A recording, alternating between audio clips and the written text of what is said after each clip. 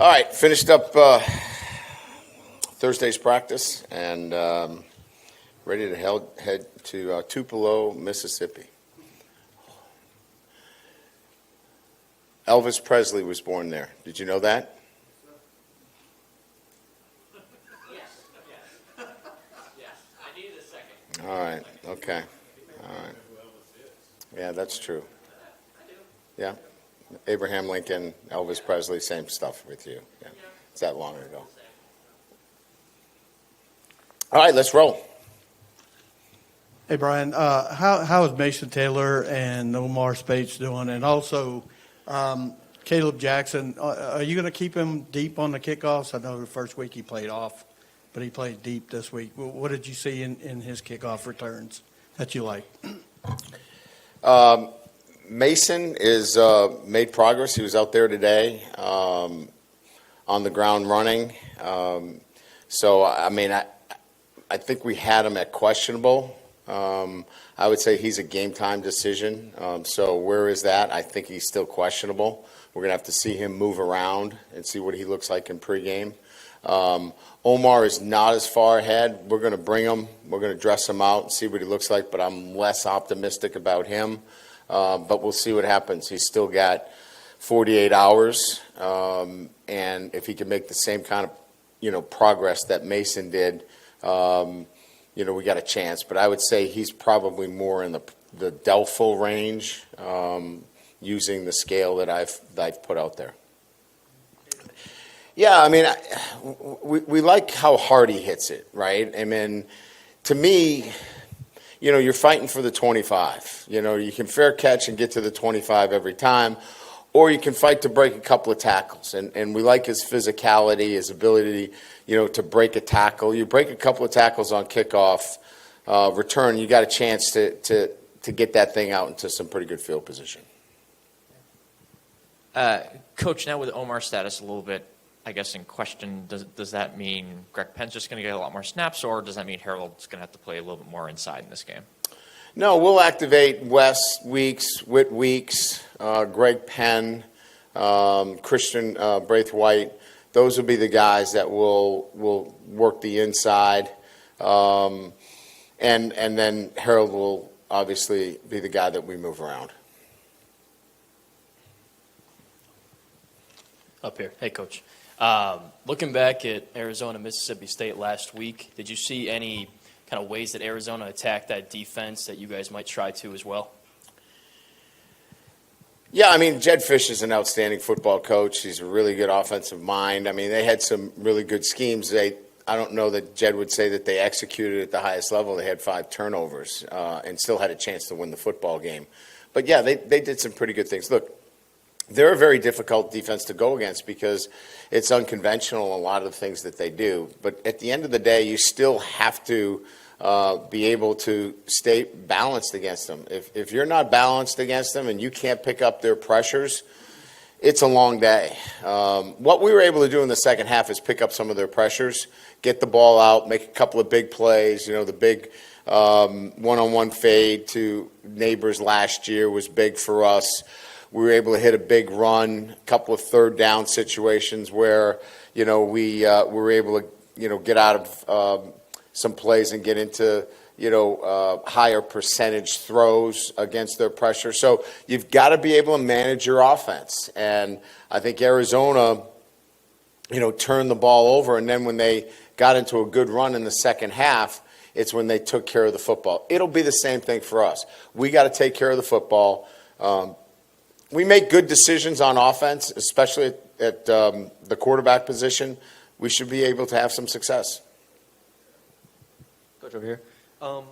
Is this the game where guys like Jordan Jefferson and Paris Shand can really be impactful players for y'all with their ability in the run game? Oh, they're going to be counted on. There's no doubt, right? They're a team that does a really good job running outside zone, and their ability to do that has been clearly demonstrated over the first couple of weeks. So, yeah, the interior guys, the 4 techniques, the 3 techniques, and then you've got to be able to set the edges. We're going to have to do a really good job of setting the edges with our big ends. And again, I think that when you talk about our entire defensive line, that Jack's going to have to do a really good job. Ovi's going to have to do a good job. We're counting on a little bit of everybody to pitch in, to be able to defend the run. Hey, Coach, over here. Just how big of a weekend do you think this is for your running attack, and just kind of learning maybe where you guys are, building on last week's performance, and just kind of your overall assessment of how big of a weekend this is for those guys? Yeah, I'm looking forward to the performance of our running game and our running backs each and every week. But it's so hard because the defense will dictate a lot of what happens. If they really want to get stubborn about it, they can force you to throw the football virtually every down. And Coach, is not that way. I mean, he understands the balance that he needs on defense too. But there's going to be some times where they're going to stunt and they're going to have some line movements and make it difficult to run. We've got to be patient with our running game. If we're patient with our running game, I think that's really what I'm looking for more than anything else. We can't just abandon the running game. We've got to be patient. Hey, Coach, up here. Speaking of the running game, I'm curious of how you're going to use the running backs, not just this game, but going forward. Because Logan Diggs had a really good game on Saturday, so I'm curious who's going to be that number one back? Will it be Diggs? Will it be Williams? Who will be put in those most important situations? Well, it could be Diggs, it could be Williams, it could be Emery. It could be Jackson. It could be Kane. I mean, we've got a lot of backs. And I think I said this the last time I was asked this question. We're going to go with the guy that is feeling it and seeing it and ripping off some big plays. We'll keep feeding that guy. But we've got really good backs, and we can't get all of them on the field. So it's a competitive situation. Our guys know that. But I think we can feature multiple backs, and we will this Saturday. Brian, anybody else on the injury report this week? Nobody at this time. And when it comes to sack numbers, y'all have 1 through 2 games. Is that something that's concerning for you, or is that a number where when you kind of evaluate pass rush in general, you're looking at other sorts of factors like maybe havoc rate or something like that? Yeah, I mean, pass rush is really about, are we getting drop back pass? Are we getting quick game? Quick game is, you want the ball to come out quickly. You want knockdowns because generally you can't get to the quarterback. And last week we faced an offensive structure where the ball was coming out so quick you weren't going to get to Crowley. So this week, a little bit more play action pass. They do move the pocket a little bit. But again, I think you evaluate it in its totality relative to what kind of passing game you're seeing. Hey, Coach, up here.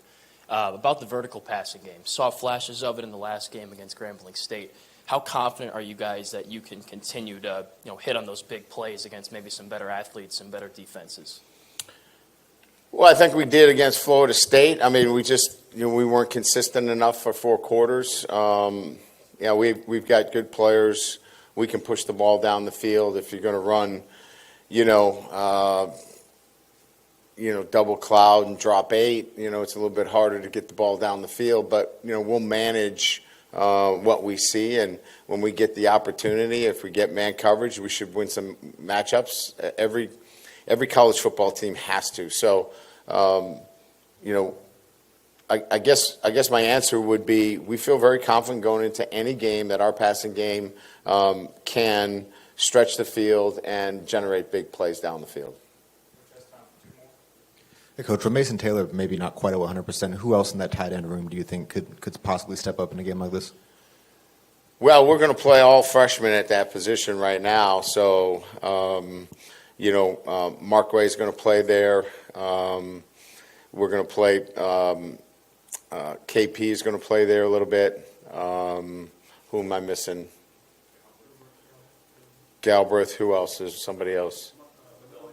McGowan, yeah. So we're going to play them all. So they're all going to get an opportunity in some fashion. Now, they all can't do the same things, because we're trying to feature them in different looks. But they'll all get a chance to play, and hopefully, Mason is able to give us something too. Coach, right here in the front. Talked a lot about the run game, Mississippi State. What about the play action passing game off of that? What challenges to those? Yeah, so when you run the ball very well, obviously that's the essence of it, right? The ability to now take shots down the field, and that's what they do, whether it's moving the pocket or play action shots. That's what this offense is about, and they do a really good job. Good? All right, thank you.